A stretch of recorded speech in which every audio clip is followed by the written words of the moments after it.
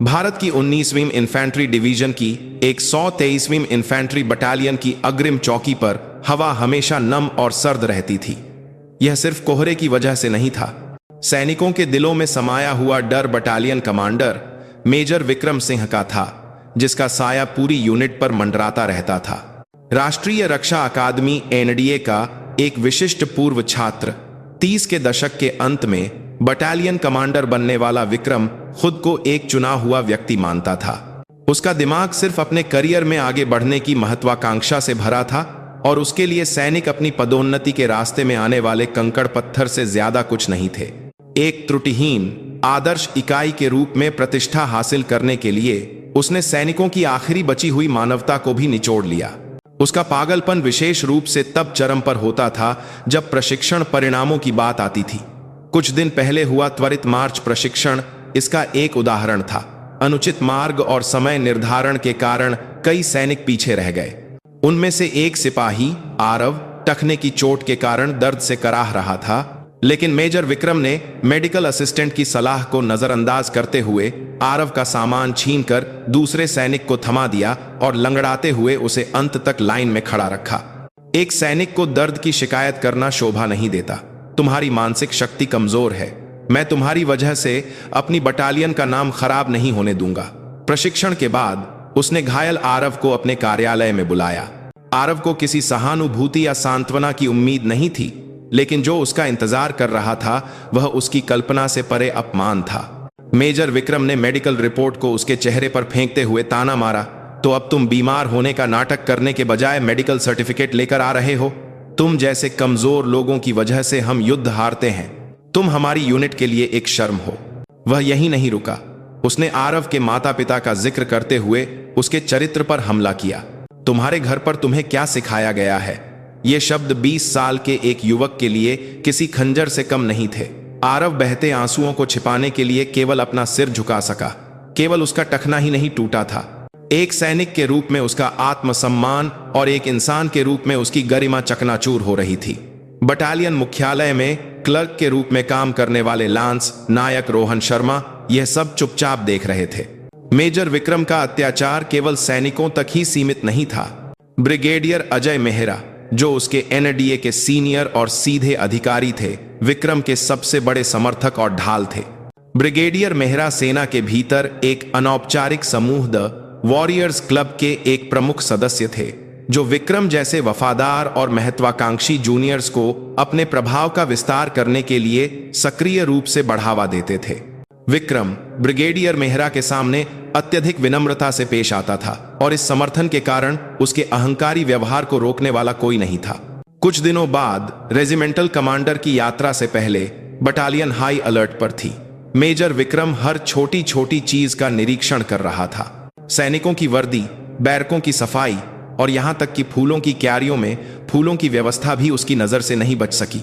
उसका गुस्सा अपने चरम पर था। उस दोपहर प्रशासनिक काम के बोझ से थके हुए लांस नायक रोहन शर्मा अपनी कमर सीधी करने के लिए बैरक से बाहर निकले, तभी वह मेजर विक्रम की नजर में आ गए। रोहन की थकी हुई आंखें और ढीली मुद्रा मेजर के गुस्से को भड़काने के लिए काफी थी। ओए, तुम इधर आओ! शैतान की पुकार जैसी उस चीख से रोहन चौंक गया। जैसे ही उसने गुस्से से भरे विक्रम के चेहरे को देखा, उसने सहज रूप से सलाम किया, जय हिंद सर। लेकिन तब तक बहुत देर हो चुकी थी। मेजर विक्रम ने आगे बढ़कर उसके सलाम करने के हाथ को तिरछा कर दिया और उसकी उंगलियों की ओर इशारा किया। यह सलाम करने का क्या तरीका है? क्या तुम्हें अपनी उंगलियों के बीच का गैप नहीं दिख रहा है? तुम कहां देख रहे हो?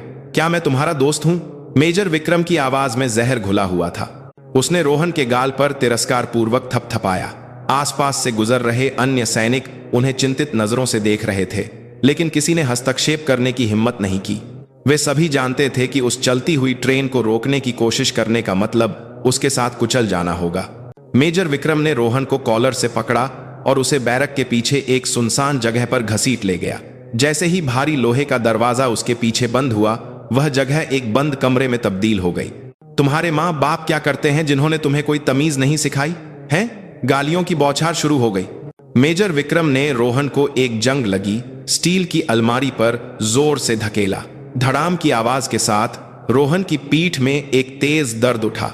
लेकिन शारीरिक दर्द से ज्यादा उसके माता पिता का अपमान असहनीय था। रोहन ने अपने होंठ काट लिए। वह जानता था कि यहां विरोध करने का मतलब आग में घी डालना होगा, इसलिए उसने अपमान का घूंट पी लिया।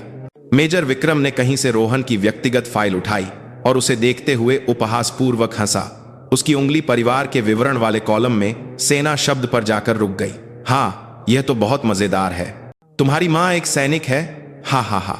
वह पेट पकड़कर पागलों की तरह हंसने लगा। उसकी हंसी उस छोटी सी जगह में गूंज रही थी। ऐसा लग रहा था मानो वह रोहन के कान के पर्दे फाड़ देगी। वह किस यूनिट में है? उसका रैंक क्या है? कैप्टन, सूबेदार। उम्मीद है कि वह डिवीजन मुख्यालय की मेस में खाना पकाने वाली तो नहीं है, हैं? मेजर विक्रम ने रोहन के कंधे को जोर से हिलाते हुए उसका मजाक उड़ाना जारी रखा। जाओ और उसे बताना, कहना कि 123वीं बटालियन के कमांडर तुम्हारी सैन्य सेवा का विशेष ध्यान रख रहे हैं। अगर तुम्हारी मां थोड़ा जोर लगा दे तो शायद तुम्हें एक और छुट्टी मिल जाए, किसे पता। उसी क्षण रोहन के अंदर कुछ टूट गया। वह अब और बर्दाश्त नहीं कर सकता था। अपमान से कांपती उसकी आंखें ठंडी हो गईं। उसने अपना मुंह खोला जो अब तक कसकर बंद था। उसकी आवाज धीमी थी लेकिन उसमें 1000 मन का वजन था। मेरी मां के बारे में इस तरह बात मत कीजिए।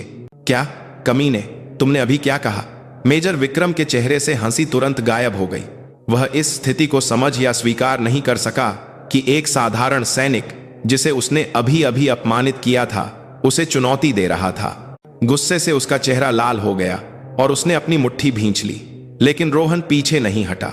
उसने अपने डर को निगला और सीधे मेजर विक्रम की आंखों में देखते हुए कहा, एक एक शब्द स्टील की तरह मजबूत था। मेरी मां 19वीं इन्फेंट्री डिवीजन की डिवीजन कमांडर हैं। सन्नाटा। ऐसा लगा जैसे दुनिया की सारी आवाजें थम गई हों। मेजर विक्रम की मुट्ठी हवा में ही जम गई। उसका दिमाग डिवीजन कमांडर शब्द को संसाधित करने से इनकार कर रहा था। उसने रोहन को ऐसे देखा जैसे वह किसी पागल को देख रहा हो। क्या तुम पागल हो गए हो? तुम झूठ बोलने की हिम्मत कैसे कर रहे हो? 19वीं इन्फेंट्री डिवीजन की commander major general Anjali Sharma मेरी मां है। जैसे ही रोहन ने इस बार रैंक और नाम के साथ स्पष्ट रूप से उल्लेख किया, मेजर विक्रम की आंखों में भूकंप आ गया। मेजर जनरल अंजलि शर्मा, भारतीय सेना की पहली महिला इन्फेंट्री डिवीजन कमांडर, एक सख्त सिद्धांतवादी और आयरन लेडी के रूप में जानी जाने वाली एक महान हस्ती, और वही हस्ती जिसके सामने वह अपनी पदोन्नति के लिए हर तरह की चापलूसी करता था। तुम्हारी मां एक सैनिक है, कैप्टन के रैंक की। उसके अपने ही शब्द जहरीले तीर बनकर उसके दिल में चुभ गए। उसके पैरों तले जमीन खिसक गई और उसकी सांसें तेज हो गईं। उसकी आंखों के सामने अंधेरा छा गया और उसे चक्कर आने लगा। पदोन्नति, सफलता, उसका शानदार भविष्य सब एक पल में बिखर कर धूल में मिलता हुआ दिखाई दिया। नहीं, इससे भी बदतर, एक सहज भय ने उसकी रीढ़ में सिहरन दौड़ा दी कि एक भयानक नरक उसका इंतजार कर रहा है।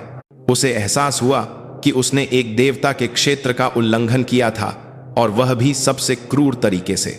उस रात रोहन ने बैरक के पब्लिक फोन से अपनी मां को फोन किया। उसने शांत रहने की पूरी कोशिश करते हुए उस दिन की घटनाओं का वर्णन किया। उसने अपनी भावनाओं को दूर रखने और केवल तथ्यों को बताने की कोशिश की। फोन के दूसरी तरफ मेजर जनरल अंजलि शर्मा ने अपने बेटे की कहानी के अंत तक एक भी सवाल या टिप्पणी किए बिना चुपचाप सुना। वह चुप्पी तूफान से पहले की शांति की तरह भारी और अशुभ थी। बेटे की बात खत्म होने के बाद भी काफी देर तक सन्नाटा पसरा रहा। रोहन को लगा कि उसके दिल की धड़कन फोन लाइन के जरिए उसकी मां तक पहुंच जाएगी। अंत में उसकी मां की आवाज आई। यह बर्फ की तरह ठंडी और पूरी तरह से पेशेवर आवाज थी जिसमें कोई भावना नहीं थी। ठीक है, कल मिलते हैं। फोन कट गया। रोहन अपने पूरे अस्तित्व के साथ उन छोटे शब्दों का अर्थ महसूस कर सकता था। यह एक मां का गुस्सा नहीं था। यह सेना के शीर्ष कमांडरों में से एक के रूप में अपनी कमान के तहत हुई एक घिनौनी घटना को जड़ से खत्म करने का एक ठंडा संकल्प था। अगली सुबह भोर होने से पहले 19वीं इन्फेंट्री डिवीजन कमांडर के कार्यालय की बत्तियां जल रही थीं। मेजर जनरल अंजलि शर्मा पूरी तरह से वर्दी में अपने कार्यालय के बीच में खड़ी थीं। उनका चेहरा एक तराशी हुई मूर्ति की तरह भावहीन था, लेकिन उनके कसकर बंद होंठ और उनकी आंखों में ठंडी चमक उनके भीतर उबलते लावा का संकेत दे रही थी। मैम, आपने बुलाया? Inspector of vigilance colonel Ranjit Singh एक तनावपूर्ण अभिव्यक्ति के साथ अंदर आए और सलाम किया। बैठो कर्नल। जनरल शर्मा अपनी मेज पर लौटी और बैठ गईं। उन्होंने कर्नल सिंह की ओर एक फाइल बढ़ाई। यह 123वीं बटालियन के मेजर विक्रम सिंह का कार्मिक रिकॉर्ड था। मेजर विक्रम सिंह के बारे में मुझे रिपोर्ट करो। वह सब कुछ जो मैं जानती हूं और वह सब कुछ जो मैं नहीं जानती थी। कर्नल सिंह ने एक सूखी सांस निगलते हुए बोलना शुरू किया। वह एनडीए से है, सक्षम है, लेकिन अत्यधिक परिणाम उन्मुख और दबंग नेतृत्व शैली के कारण कई बार विवादों में रहा है। अफवाहें नहीं, तथ्य बताओ। क्या विजिलेंस विभाग को किसी विशिष्ट कदाचार के बारे में पता था? जनरल शर्मा के तीखे सवाल से कर्नल सिंह के माथे पर पसीना आ गया। कुछ सैनिकों की शिकायतें थीं, लेकिन उन्हें बटालियन स्तर पर एक आंतरिक जांच के बाद निराधार के रूप में बंद कर दिया गया और ब्रिगेड को सूचित किया गया, तो ब्रिगेड कमांडर ने इसे अपने स्तर पर दबा दिया। जनरल शर्मा की आवाज ठंडी हो गई। हमने बिल्ली को मछली की रखवाली करने दी और विजिलेंस विभाग सोता रहा। मुझे खेद है मैम। कर्नल सिंह अपनी सीट से उछल पड़े और झुक गए। जनरल शर्मा ने कुछ देर उसे घूरा, फिर दृढ़ संकल्प के साथ कहा, अब से मेरे आदेशों का ठीक ठीक पालन करो। आज से मैं 123वीं बटालियन की डिवीजन कमांडर के रूप में एक विशेष जांच का आदेश देती हूं। तुम व्यक्तिगत रूप से जांच दल का नेतृत्व करोगे और मेजर विक्रम सिंह के सभी कुकर्मों को उजागर करोगे। सैनिकों के साथ दुर्व्यवहार, सत्ता का दुरुपयोग और सैन्य आपूर्ति के गबन या निजी इस्तेमाल की संभावना सहित सब कुछ। सभी बटालियन कर्मियों के साथ आमने सामने गहन साक्षात्कार करो और पूर्ण गुमनामी की गारंटी के तहत सुझाव प्राप्त करो। किसी भी बाहरी दबाव या प्रलोभन के आगे मत झुको। सारी जिम्मेदारी मैं लेती हूं। तुम्हें बस सच्चाई को मेरी मेज पर रखना है, समझे? जी मैम। कर्नल सिंह के जवाब में एक गंभीरता थी। उसे एहसास हुआ कि यह आयरन लेडी सिर्फ अपने बेटे का बदला नहीं ले रही थी। यह सेना के सड़े हुए हिस्से को हटाने के लिए एक बड़ी सर्जरी की शुरुआत थी। उस दोपहर डिवीजन के प्रतीक चिन्ह वाली कई काली सेडान धूल उड़ाती हुई 123वीं बटालियन के गेट से गुजरी। पूरी बटालियन में तुरंत अलर्ट जारी कर दिया गया। यह डिवीजन के इंस्पेक्टर ऑफ विजिलेंस के नेतृत्व में एक विशेष जांच दल का अचानक आगमन था। इस बीच मेजर विक्रम सिंह रात भर जागा रहा। उसने सैकड़ों बार प्रार्थना की कि रोहन के शब्द झूठे हों, बस एक पागल आदमी का बकवास हो। लेकिन बेचैनी एक जहरीले मशरूम की तरह उसके दिमाग में बढ़ती गई और उसे खा गई। अपने सहयोगियों के माध्यम से उसने जो पता लगाया वह विनाशकारी था। लांस नायक रोहन शर्मा वास्तव में मेजर जनरल अंजलि शर्मा का इकलौता बेटा था। निराशा की भावना ने उसे घेर लिया, जैसे कि आसमान गिर गया हो और जमीन धंस गई हो। उसे स्थिति को संभालना था किसी भी तरह। उसने रोहन को खोजने और माफी मांगने के लिए उसके पैरों पर गिरने के बारे में सोचा, लेकिन उसे लगा कि बहुत देर हो चुकी है। उसने अपने अंतिम सहारे ब्रिगेडियर अजय मेहरा से संपर्क करने की कोशिश की, लेकिन जांच दल उससे तेज था। क्वैंग बटालियन कमांडर के कार्यालय का दरवाजा जोर से खुला। कर्नल रणजीत सिंह और विजिलेंस विभाग के अधिकारी अंदर घुस आए। मेजर विक्रम सदमे से अपनी सीट से उछल पड़ा। ऐसा लगा जैसे उसका दिल रुक गया हो। कर्नल साहब, आप यहां क्या कर रहे हैं? कर्नल सिंह ने उसे घृणा से भरी ठंडी आंखों से घूरते हुए कहा, मेजर विक्रम सिंह, इस समय से तुम्हें तुम्हारे पद से हटाया जाता है। डिवीजन कमांडर के आदेश के अनुसार तुम इस कार्यालय से बाहर एक कदम भी नहीं रख सकते और विशेष जांच पूरी होने तक बाहरी दुनिया से सभी संचार काट दिए जाएंगे। जांच में सहयोग करना तुम्हारे हित में होगा। यह अंत है। एक ही विचार विक्रम के दिमाग में गूंज उठा। उसके पैरों ने उसका साथ छोड़ दिया और वह सोफे पर गिर पड़ा। उसके अभिमानी और आत्मविश्वासी कंधे पूरी तरह से झुके हुए थे और उसका राख जैसा चेहरा केवल भय और निराशा से भरा था। उसे अपने साम्राज्य के ढहने की आवाज सुनाई दे रही थी। विशेष जांच दल की जांच बिना किसी रोक टोक के आगे बढ़ी। सबसे पहले मेजर विक्रम के प्रतिशोध के डर से चुप रहने वाले सैनिकों ने जब यह सुना कि डिवीजन कमांडर ने व्यक्तिगत रूप से जांच का आदेश दिया है और पूर्ण सुरक्षा का वादा किया है, तो वे एक एक करके हिम्मत जुटाने लगे। जो गवाहियां सामने आईं वे चौंकाने वाली थीं। आरव के मामले जैसा दुर्व्यवहार तो बस शुरुआत थी। उसने हमें कड़ाके की सर्दी में केवल अंडरवियर में परेड ग्राउंड पर खड़ा किया और हम पर ठंडा पानी डाला। उसने हमें अपने सरकारी आवास पर फर्नीचर ले जाने के लिए मजबूर किया और सप्ताहांत में अपनी पत्नी की खरीदारी के लिए ड्राइवर का इस्तेमाल किया। एक या दो नहीं, बल्कि कई अधिकारियों ने उसे यूनिट के ईंधन को अपनी निजी कार में डालते हुए देखा है। गवाहियां विशिष्ट थीं और सबूत स्पष्ट थे। जांच दल ने सैनिकों के चोटों की तस्वीरें, अपमानजनक भाषा वाली ऑडियो रिकॉर्डिंग और जाली ईंधन प्रबंधन रिकॉर्ड हासिल करके मेजर विक्रम पर शिकंजा कस दिया। ठीक उसी समय एक अदृश्य हाथ हरकत में आया। विक्रम सिंह का संरक्षक और द वॉरियर्स क्लब का एक शक्तिशाली सदस्य ब्रिगेडियर अजय मेहरा। वह अपने आदमी विक्रम को गिरते हुए नहीं देख सकता था। इसका मतलब उसके अपने शक्ति आधार पर एक सेंध लगाना होगा। उसने सीधे मेजर जनरल अंजलि शर्मा को फोन किया, उसकी विशिष्ट जोरदार हंसी के साथ, लेकिन उसमें एक छिपा हुआ दबाव था। जनरल शर्मा, मैं अजय मेहरा बोल रहा हूं। मैंने सुना है कि 123वीं बटालियन को लेकर कुछ हंगामा हुआ है। देखो, मेजर विक्रम थोड़ा ज्यादा उत्साही हो सकता है, लेकिन वह बुरा लड़का नहीं है। यह एक युवा कमांडर के लिए सीखने की प्रक्रिया का हिस्सा है। क्या ऐसा नहीं है? मुझे नहीं लगता कि यह इतना बड़ा मामला है कि इसके लिए डिवीजनल जांच की आवश्यकता हो। क्या यह बेहतर नहीं होगा कि इसे ब्रिगेड स्तर पर चुपचाप सुलझा लिया जाए? मेजर जनरल अंजलि शर्मा का जवाब दृढ़ था। ब्रिगेडियर, हम सैनिकों के आंसुओं को सीखने की प्रक्रिया कहकर नहीं छिपा सकते। यह केवल एक कमांड की गलती नहीं है, यह एक गंभीर अपराध है जो सेना के अनुशासन की जड़ों को हिला देता है। एक डिवीजन कमांडर के रूप में मैं बस वही कर रही हूं जो मुझे करना चाहिए। मैं आपसे अनुरोध करती हूं कि आप यह सुनिश्चित करने में सहयोग करें कि जांच निष्पक्ष रूप से आगे बढ़े।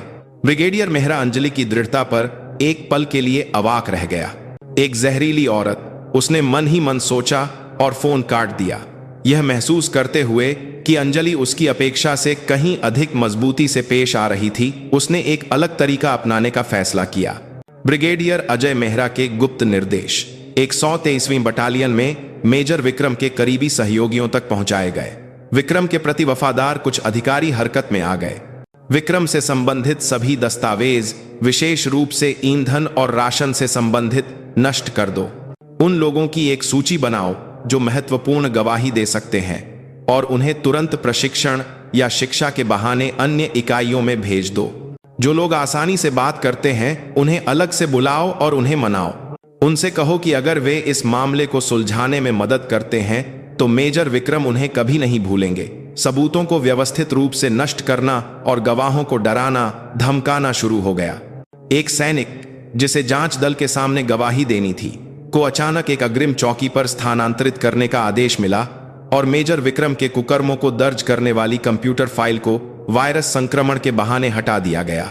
इन गतिविधियों की सूचना तुरंत डिवीजन कमांडर को दी गई।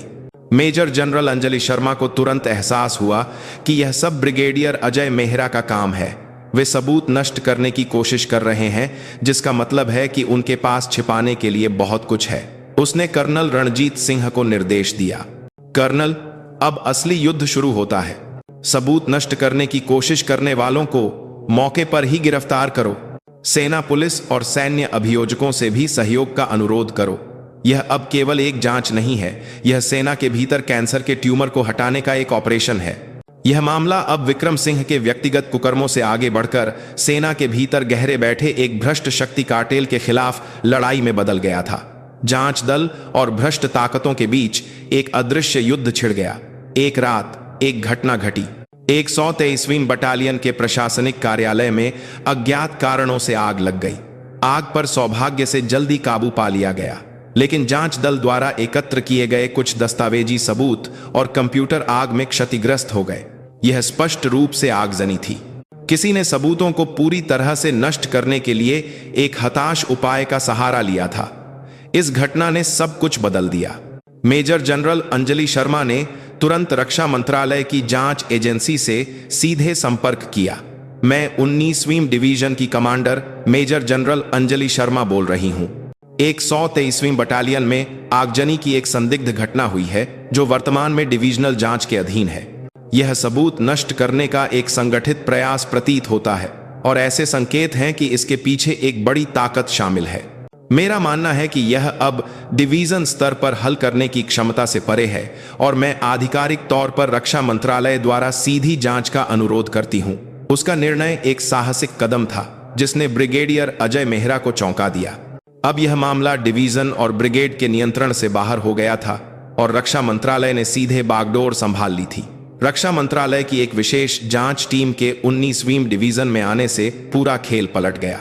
जांच की तलवार अब मेजर विक्रम सिंह से आगे बढ़कर उसके संरक्षक ब्रिगेडियर अजय मेहरा और दी वॉरियर्स क्लब की ओर मुड़ गई थी। ब्रिगेडियर मेहरा घबरा गया था, लेकिन उसे अभी भी अपने संपर्कों और अपने संगठन की ताकत पर भरोसा था। हालांकि जैसे ही मीडिया ने इस मामले को बड़े पैमाने पर रिपोर्ट करना शुरू किया, स्थिति नियंत्रण से बाहर हो गई। महिला जनरल के बेटे पर हमला, सैन्य आपूर्ति घोटाले में कार्टेल का पर्दाफाश, अग्रिम चौकी पर आगजनी, सच्चाई क्या है, इस तरह की सनसनीखेज सुर्खियां फैल गईं और जनता में आक्रोश फैल गया।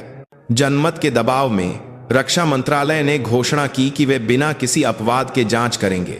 रक्षा मंत्रालय के वरिष्ठ अधिकारी जो ब्रिगेडियर अजय मेहरा के गुट में थे ने भी उससे मुंह मोड़ना शुरू कर दिया। हिरासत में पूछताछ के दौरान मेजर विक्रम सिंह यह सुनकर पूरी तरह से टूट गया कि ब्रिगेडियर मेहरा, जिसे वह अपना रक्षक मानता था, भी जांच के दायरे में है। वह इस डर से भर गया था कि उसे एक विशाल कार्टेल की बलि का बकरा बनाया जाएगा।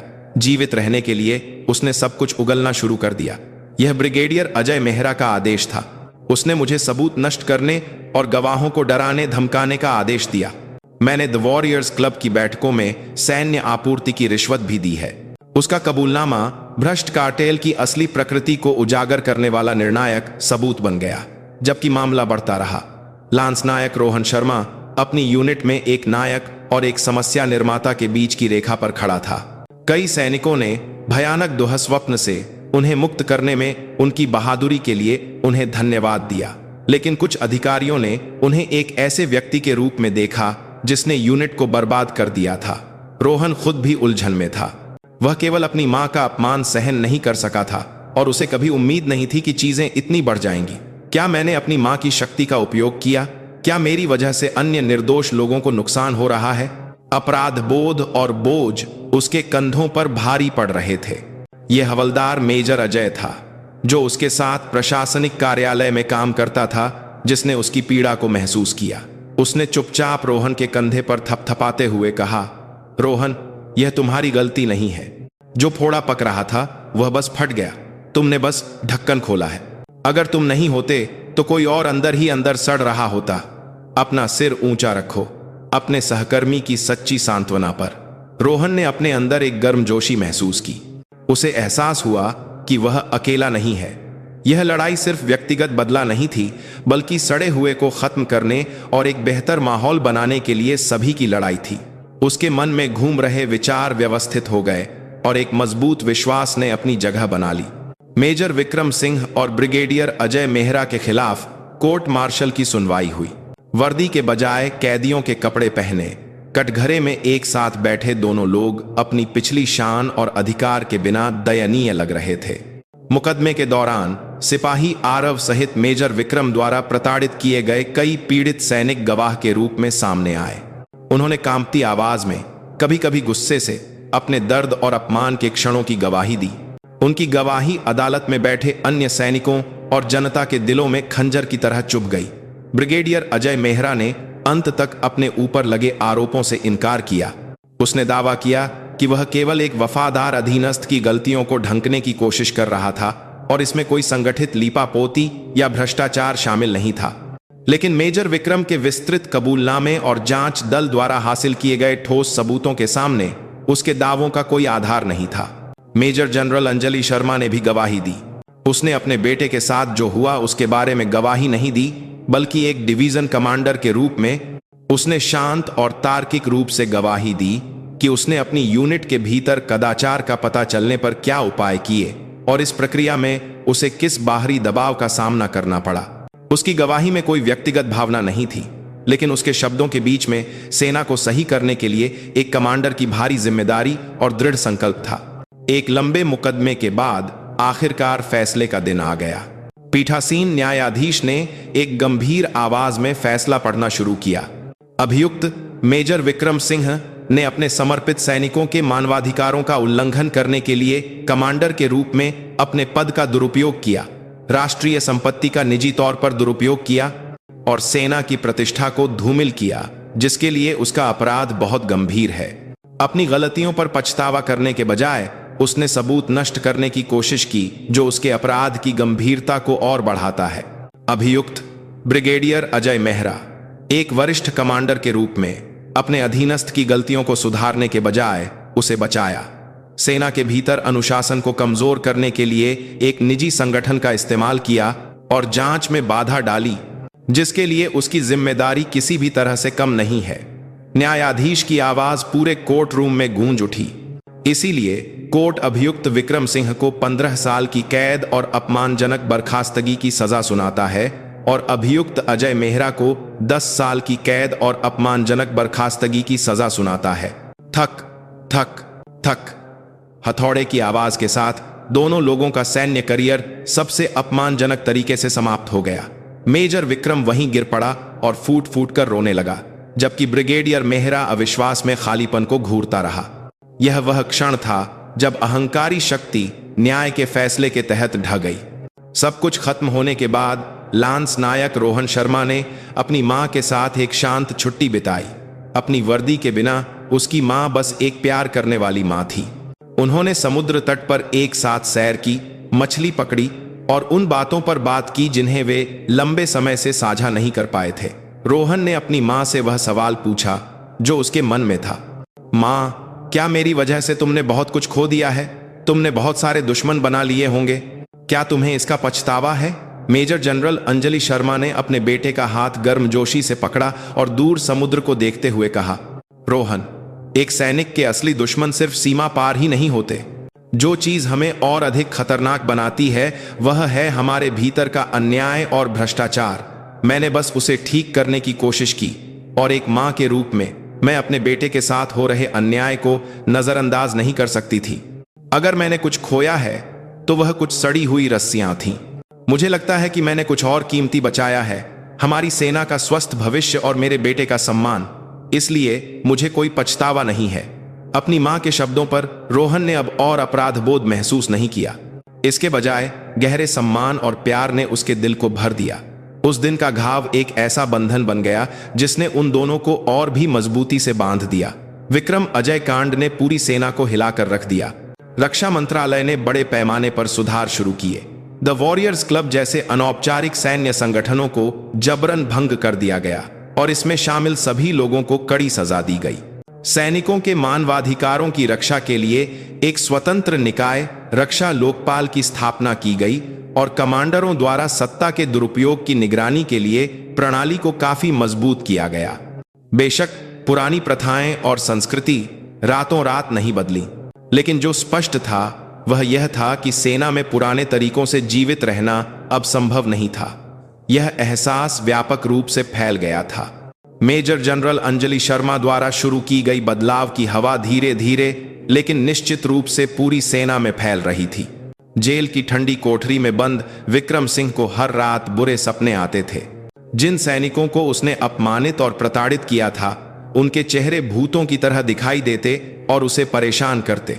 उसे बाद में पछतावा हुआ, लेकिन समय को वापस नहीं किया जा सकता था। जिन रैंकों, चमकते सितारों और प्रभावशाली संपर्कों के प्रति वह इतना जुनूनी था, वे सब एक मृग तृष्णा की तरह गायब हो गए थे। उसके पास जो कुछ बचा था वह उसके अहंकार के खंडहरों में हमेशा के लिए दोहराया जाने वाला दर्द और अकेलापन था। वह अब उन लोगों के दर्द को महसूस कर रहा था जिन्हें उसने कुचला था, जैसे कि यह उसका अपना हो। इस विशाल घटना के पीछे गुमनाम नायक थे, एक ईमानदार कंपनी कमांडर जिसने मेजर विक्रम के अत्याचारों के तहत चुपचाप उसके कुकर्मों को दर्ज किया और सबूत इकट्ठा किए। प्रशासनिक कार्यालय के सैनिक जिन्होंने आगजनी की घटना के दौरान अपनी जान जोखिम में डालकर कुछ दस्तावेजों को आग से बचाया। और सबसे बढ़कर अनगिनत साधारण सैनिक जिन्होंने प्रतिशोध के डर पर काबू पाया और सच्चाई की गवाही देने के लिए अदालत में खड़े हुए। उनकी छोटी छोटी हिम्मतों ने मिलकर अन्याय की विशाल दीवार को गिरा दिया। समय बीत गया और रोहन शर्मा ने अपनी सेवा पूरी की। सेना में उसके असाधारण अनुभव ने उसके जीवन की दिशा पूरी तरह से बदल दी। उसने एक राष्ट्रीय विधि विश्वविद्यालय में प्रवेश लिया और मानवाधिकार वकील बनने का फैसला किया। उसे विशेष रूप से सेना के भीतर मानवाधिकार के मुद्दों में गहरी दिलचस्पी थी और उसने शक्तिहीन और अन्याय के शिकार सैनिकों की आवाज बनने का संकल्प लिया। उसकी आंखें पहले से कहीं ज्यादा गहरी और दृढ़ थीं। अंजलि शर्मा को बाद में सेना में बहुत सम्मान मिला और वह रैंकों में आगे बढ़ती रहीं। वह पहली महिला कोर कमांडर बनी और अंततः भारत की पहली महिला चीफ ऑफ डिफेंस स्टाफ बनकर एक अभूतपूर्व इतिहास रचा। वह सत्ता के शिखर पर पहुंच गईं, लेकिन उन्होंने कभी अपनी जड़ों को नहीं भुलाया। उन्होंने हमेशा मैदान में सैनिकों की आवाज सुनी और सेना को एक मजबूत और अधिक पारदर्शी संगठन बनाने के लिए खुद को समर्पित कर दिया। 10 साल बाद मानवाधिकार वकील रोहन शर्मा को एक सैन्य मानवाधिकार केंद्र द्वारा आयोजित एक कार्यक्रम में अतिथि वक्ता के रूप में आमंत्रित किया गया। वहां उसकी एक अप्रत्याशित व्यक्ति से मुलाकात हुई। आरव, वह सिपाही जिसे 10 साल पहले मेजर विक्रम ने प्रताड़ित किया था। अपनी सैन्य सेवा पूरी करने के बाद वह एक मनोवैज्ञानिक परामर्शदाता बन गया था और उन सैनिकों की मदद कर रहा था जो आघात से पीड़ित थे।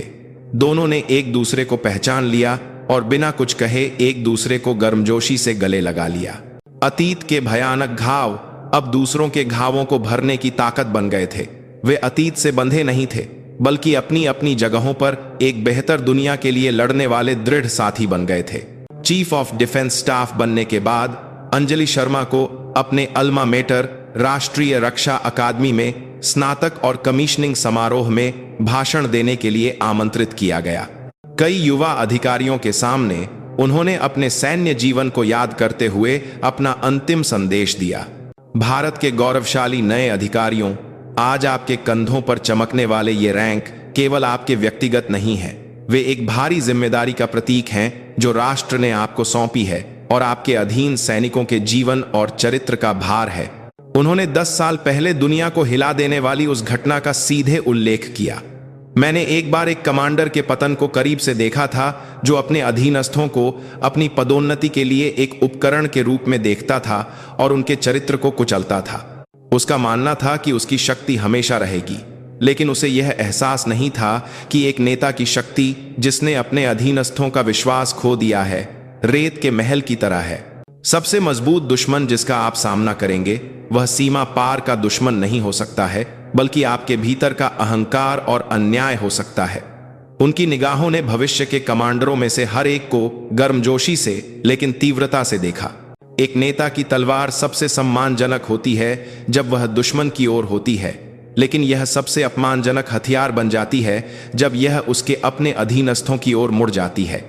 जब आप अपने अधीनस्थों को इंसानों के रूप में सम्मान देंगे, उनके दर्द के प्रति सहानुभूति रखेंगे और उनके साथ रोएंगे और हंसेंगे, तभी आप वास्तव में उनका दिल जीतेंगे और भारत आपको सबसे मजबूत सेना प्रदान करेगा। कृपया ऐसे नेता बने जो शक्ति के भार को जानते हों, ऐसे कमांडर बने जो लोगों को महत्व देते हों। यही सच्ची निष्ठा है जिसकी राष्ट्र आपसे अपेक्षा करता है। उनका भाषण केवल एक बधाई भाषण से कहीं बढ़कर था। यह एक युग के दर्द पर काबू पाकर सीखा गया एक कीमती सबक था। वह सबक एक प्रतिध्वनि बन गया जो युवा अधिकारियों के दिलों में गहराई से अंकित हो गया। अहंकारी शक्ति को दंडित किया जाना चाहिए और सच्चा नेतृत्व मानव सम्मान से शुरू होता है, एक शाश्वत सत्य। यह वास्तव में हमारे समय की जीत का सच्चा रिकॉर्ड था जिसे आयरन लेडी ने खून और आंसुओं से लिखा था।